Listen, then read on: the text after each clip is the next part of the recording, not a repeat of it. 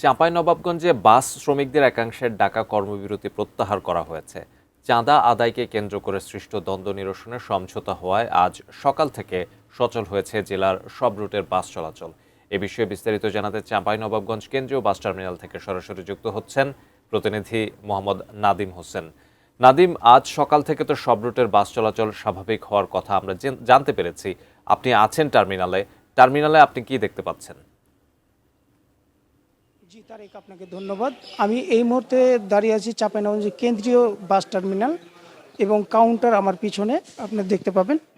আপনাকে একটা বিষয় জানিয়ে রাখি, চাঁপাইনবাবগঞ্জ জেলায় গতকাল শুক্রবার দিনভর যে অচল অবস্থা ছিল তার অবসান ঘটেছে আজ শনিবার সকাল থেকেই জেলা শহরের বাস টার্মিনালগুলো থেকে দূরপাল্লার কোচের পাশাপাশি আন্তজেলা ও আন্তঃ উপজেলা রুটে বাস চলাচল স্বাভাবিক হয়েছে।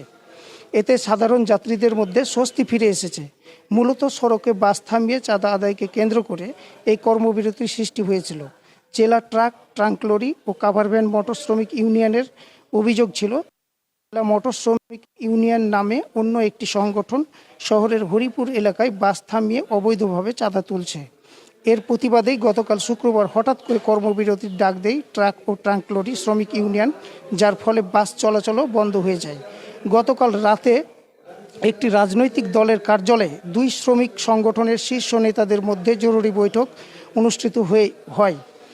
জেলা ট্রাঙ্ক লরি ও কাভার ভ্যান মোটর শ্রমিক ইউনিয়নের সভাপতি সাইদুর রহমান জানিয়েছেন, বৈঠকে উভয় পক্ষের মধ্যে ফলপ্রসূ আলোচনা হয়েছে এবং বিষয়টি একটি সম্মানজনক সমাধান আশায় তারা কর্মবিরতি প্রত্যাহারের সিদ্ধান্ত নেন। এখন আমি যেখানে দাঁড়িয়ে আছি এখান থেকে দেখতে পাচ্ছি নির্ধারিত সময়ে বাসগুলো গন্তব্যের উদ্দেশ্যে ছেড়ে যাচ্ছে। শ্রমিকরা কাজে ফিরছেন এবং টার্মিনালগুলোতে আগের মতোই ব্যস্ততা দেখা যাচ্ছে। তবে শ্রমিক নেতাদের পক্ষ থেকে জানানো হচ্ছে, ভবিষ্যতে এই ধরনের অনাকাঙ্ক্ষিত ঘটনা এড়াতে তারা স্থানীয় প্রশাসনের নজরদারি বাড়ানোর দাবি জানিয়েছেন।